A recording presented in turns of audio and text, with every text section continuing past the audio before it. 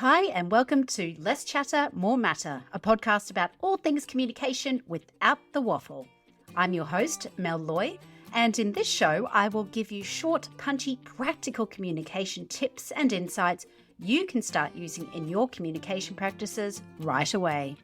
I'm a former corporate communication executive who happily took a redundancy, started my own business, and never looked back. These days, I use my 20 plus years of experience to help guide organisations of all shapes and sizes in how to communicate more effectively. I'm wife to Michael, cat mum to Cookie, auntie to 12 nieces and nephews, a yoga teacher, and a group fitness fanatic. I promise these episodes will always be short, sharp, and helpful, so let's get amongst it. Hello, friend, and welcome back to the show. As always, it's an absolute delight to have you join in for a bit of a chat about comms things. We are now well into 2024, which means things are really kicking off. I have training courses about to start, client work has ramped up again, and life is just generally busy, but full of fun stuff. So, for instance, I have signed up to do a 9-week handstands and tumbling course because I just thought, why not? And I also have a goal to be able to do a controlled handstand this year. So that will help. I really hope if I don't get injured.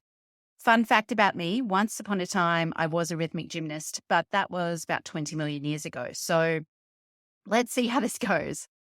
Speaking of goals, my goal for today's podcast is to provide some clarity on the do's and don'ts of great communication. And we've called this the Do This, Not That, the Comms Edition. I'm going to share 5 big elements of great communication. And even if you've been in comms for a while, I think you'll find this a good refresher because we all get into bad habits, right? And sometimes we've been doing the same thing for so long, we just start to cruise without keeping a focus on best practice. And I know I've certainly done that.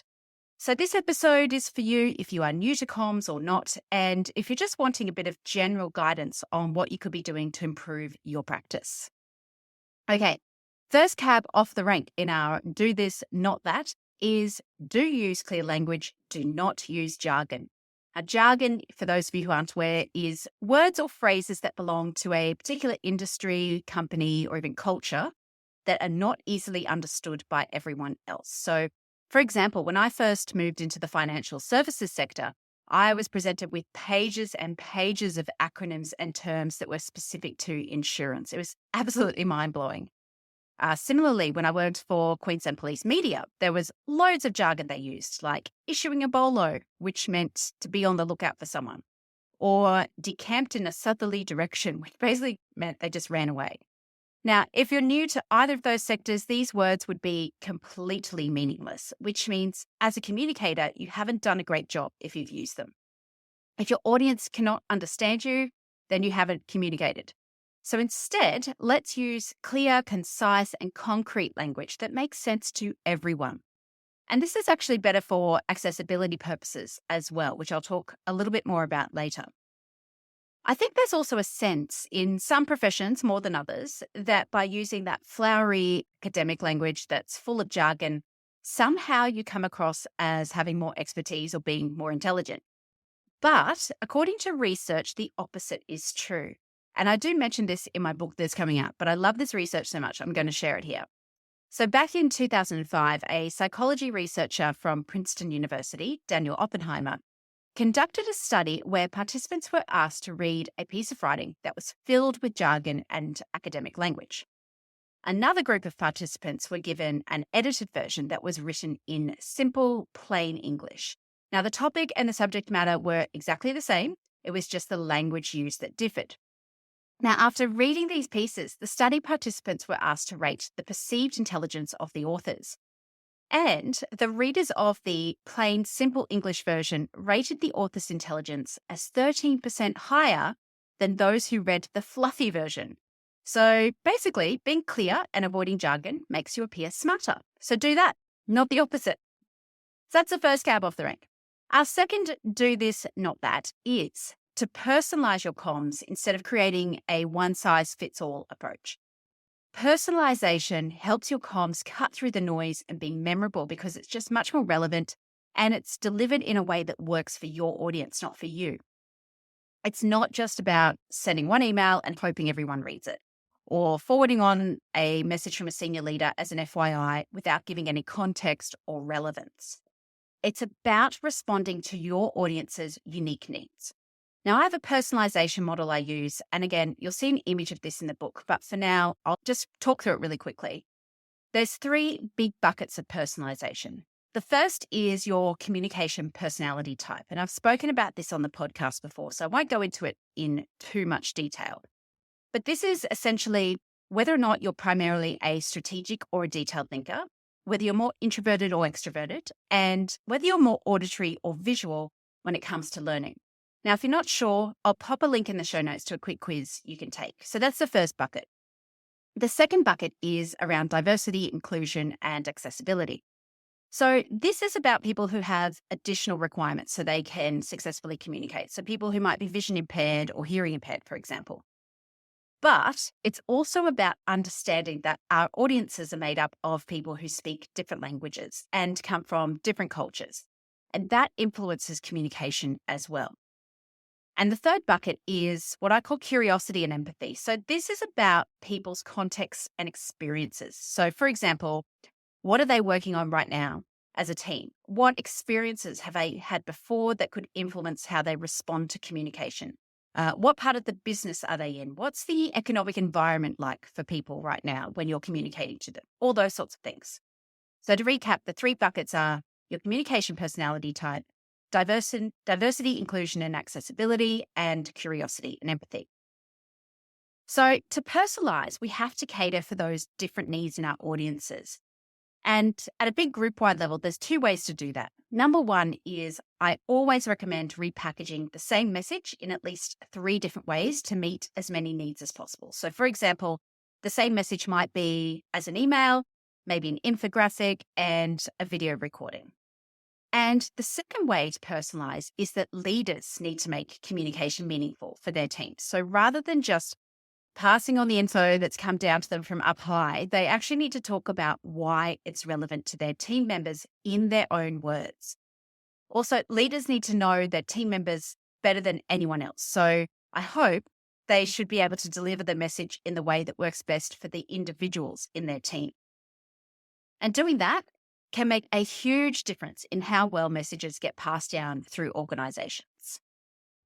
Number 3 in our list of to do and not to do is create engaging visual content. Don't just do talking head videos. There's nothing more boring than a video of some executive just talking at the camera for 3 minutes. Yes, even if you change the angle of the camera or the length of the shot, it's still just a talking head. We know about 2/3 of people are primarily visual learners, which means to engage our audiences, we need to create compelling visual content. If you're just going to put a talking head on a screen, you might as well have just done a podcast or shared a transcript. It's absolutely pointless putting that effort in. Video is a very powerful tool, but it has to be done well. So a few tips on creating engaging visual content and avoiding talking head syndrome. Number 1, if you do have just one executive speaking, make most of it a voiceover so they can be on the screen at the front and the end, but use animation on the screen for the rest of it to illustrate and highlight the key points, for example. A second way is use a variety of talent in one video. So different voices keep things interesting, but it also better reflects the diversity of your audiences as well. A third tip is keep the picture moving. That's what video is after all. So instead of just showing a series of still images, make sure it's dynamic content. And the fourth tip is that above all, keep it short, a maximum of 2 minutes. Our attention spans are getting shorter, which means video needs to be short and snappy as well. And if you're using visual content like diagrams and those sorts of things, they are amazing, but they need to be easily understood. So just keep that in mind. Keep them simple and make sure they're telling one clear story. You're not trying to tell too many messages in one image. Okay, this next one is something I'm sure my HR friends will resonate with. And apologies in advance if it gives you PTSD. What I would love us to do is recognize events that align strategically with our business instead of recognizing all the things. So what I mean by that is there are so many recognition and cultural days out there. Everything from Are You OK Day to Breast Cancer Awareness Month through to Cinco de Mayo and everything in between. And in some organizations, it can be tempting to recognize almost everything because they fear leaving people out or not being on trend, so to speak. But the reality is that if you try and recognize all the things, then you're genuinely recognizing none of the things. So what I recommend is that at the end of each year or early each year, get your exec team together and remind yourselves of your strategic goals and your organization's values. Then look at all the possible recognition days in a year and make a decision about what you'll recognize at a group-wide level. You are going to have to make some tough calls, but that doesn't mean that those other days can't be recognized at a team level if it's important to that particular team, right? But putting some criteria around what to recognize and what not to recognize can help you not only make a decision, but ensure you put the effort into the right things in the most genuine way. So, for example, if your organization really values diversity and inclusion, you would consider including days like Wear It Purple, Ida Hobbit, International Women's Day, Harmony Day, and so on. If you live in Australia and your organization is committed to reconciliation, then you'd include National Reconciliation Day and NAIDOC Week, for example. If your organization works in education, health, or disability, then you'd probably recognize World Autism Day. But a business working in insurance, for example, probably wouldn't because it doesn't align with their strategy, and nor would their employees or customers necessarily expect an insurance business to recognize that day. So again, put criteria together to help you make your decisions. And then once you've settled on your calendar, make sure you recognize those days genuinely and with effort so you actually get something really genuine and good out of the day. Okay, the final in our top 5 of Do This, Not That, the Comms edition is do make sure your communications are accessible. Don't ignore it. According to the World Health Organization, 1 in 6 people worldwide live with a significant disability. And then you've got people with less significant disabilities alongside those with temporary disabilities. So, for example, temporary loss of mobility or hearing due to injury. Now, when you consider those stats, it makes sense that your communication should be more accessible than not. And also from a digital comms perspective, incorporating good accessibility principles actually improves your search engine optimization. So that's just another reason to do it right. Now, there are loads of things to consider on accessible communication, and I won't go through them all because you can check out a couple of articles on our blog. I'll pop some links in the show notes to those. And you can go back and listen to the interview I did with the expert in this space, Kelly Thibodeau. That's episode 32, and I'll put the link in the show notes, or you can go to heymelcomms.com.au/032. But I will share a few tips now to get you thinking. So number 1, always have closed captions on videos. Don't just rely on the AI generated captions either. Make sure you check them for spelling and grammar mistakes. Number 2, always provide a transcript for your videos. Apart from the fact it's great for SEO, so when you put those transcripts on your website, for example, it really does boost SEO. It also allows people who can't listen or watch the video to read the script at their own pace. Number 3, always add alt text and image descriptions for social media content and website images. And again, with your websites, when you add alt text to images, that also helps boost your SEO as well. Number 4, avoid starting sentences with emojis. I see this all the time on social media. The problem is it makes it really clunky for people who use screen readers to understand your message when you do that. So when you're using emojis as bullet points, it's not great for people who are using those screen readers. So avoid doing that. If you're going to use them at the end of a sentence. My 5th tip is use camel case for hashtags. So what that means is the first letter of each word is capitalized. And again, this helps with people who use screen readers.